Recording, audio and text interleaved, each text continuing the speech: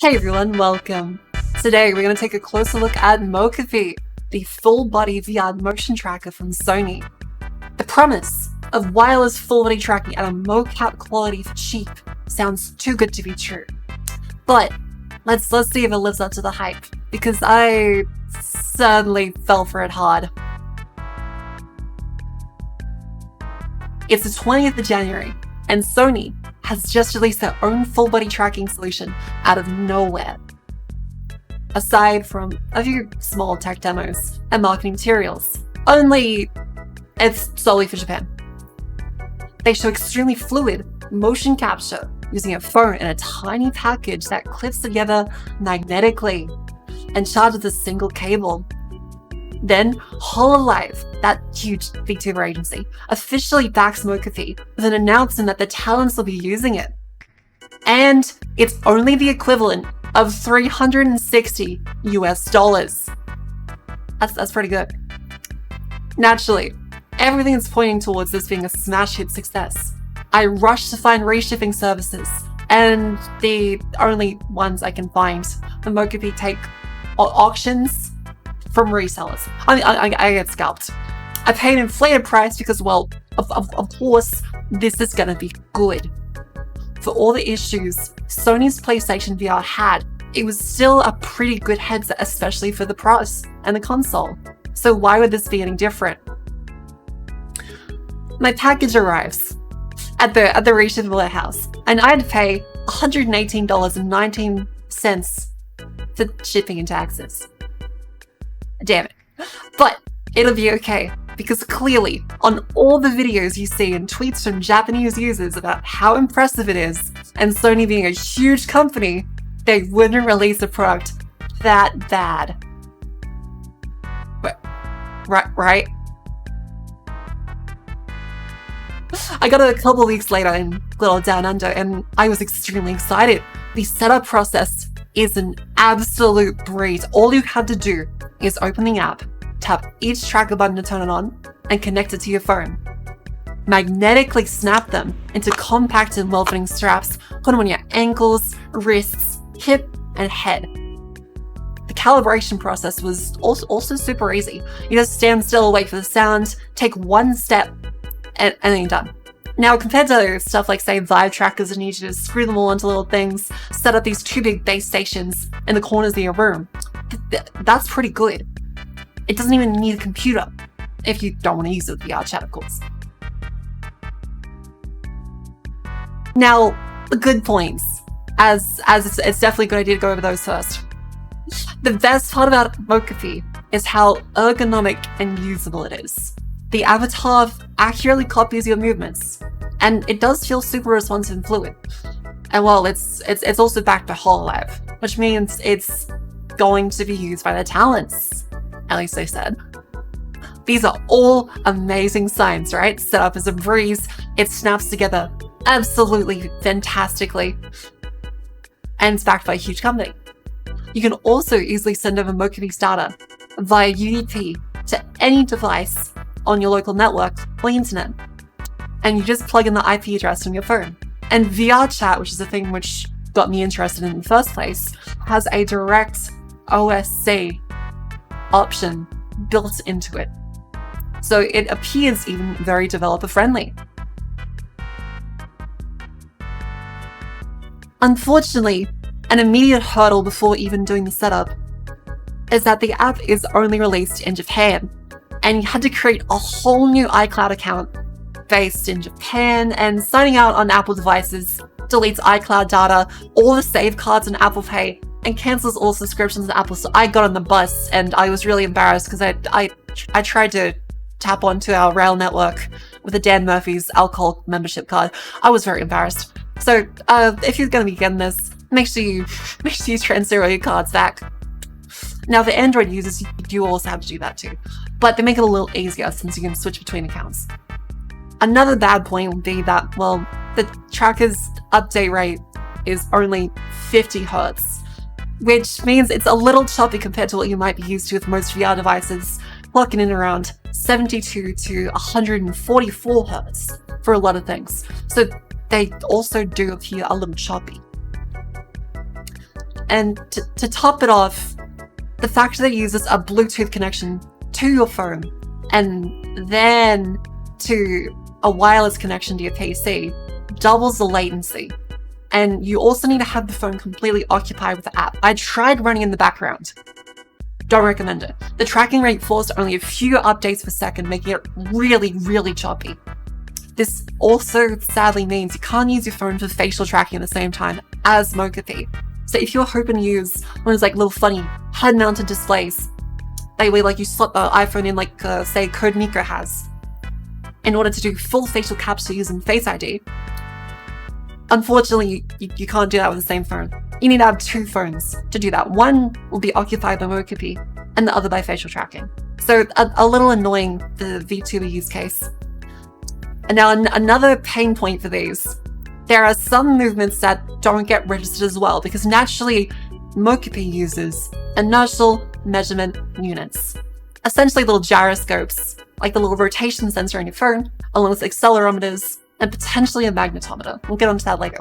Now, because they don't have any external source of truth, like you'd imagine with image-based tracking on the Rift controllers, or Lighthouse tracking for your Vive kits and Valve Index, that means that they experience drift over time. Naturally, this comes with the territory. Even the US military struggles to fix drifts on their gyroscopes. So, that means in software, Sony has to correct drift over time or else it'll be unusable. And what I'm theorizing here is that it detects really slow and subtle movements as drifts to correct. So the position calculation algorithm seems to ignore them as sensor errors, which is why you can see in this video where it kind of doesn't really track it properly. This means that you can only really do medium to fast movements reliably, which is not great. And it also doesn't deal with elevations well, like, at all. It constantly tries to snap you back up to the floor after massively overshooting and undershooting through the floor or way up in the air. Not great. Yeah, not great.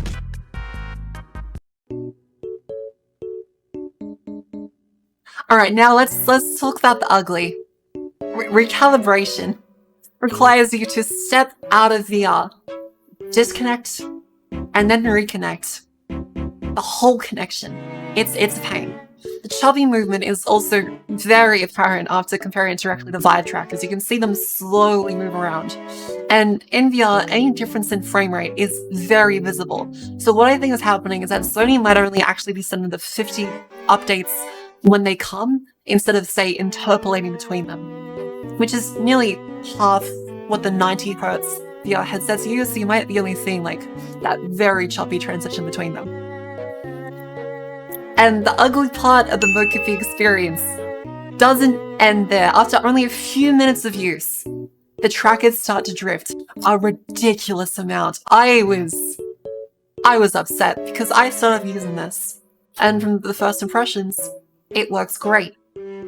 But it becomes pretty unusable as you'll have to constantly do the recalibration dance. So you go back to your phone, click the button, stand still, step forwards, click the button again, and then turn on tracking and go back into VR. SlimeVR, by comparison, when it eventually drifts, as all IMU-based solutions will, you open up the SteamVR menu, click the reset button while facing forwards, and that's it. So the other open source tracking solution that uses these little sensors does it a lot better, as it's directly on your computer instead of on a phone. Now, how bad does it drift? This shit drifts like it's fucking Tokyo Drift. I swear to God, after like 5 minutes, it had drifted over 70 degrees to the right. 70 degrees. I push my leg forwards and it goes out to the side like I'm doing the can-can. It is unusable. It's really, really disappointing. That's so insanely bad. Look, this is the controller's path. This is moving straight forwards. This is my foot moving with it.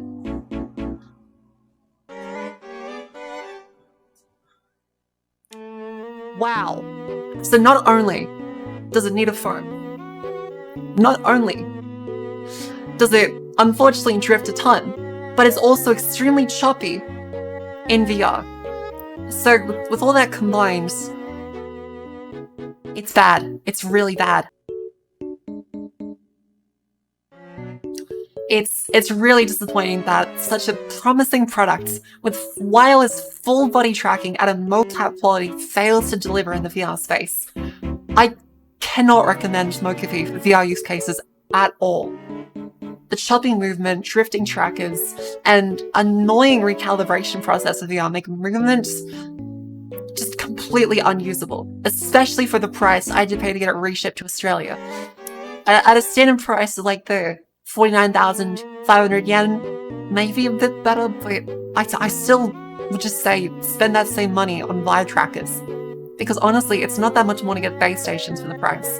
If you really are on a budget, SlimeVR worked way better during our testing.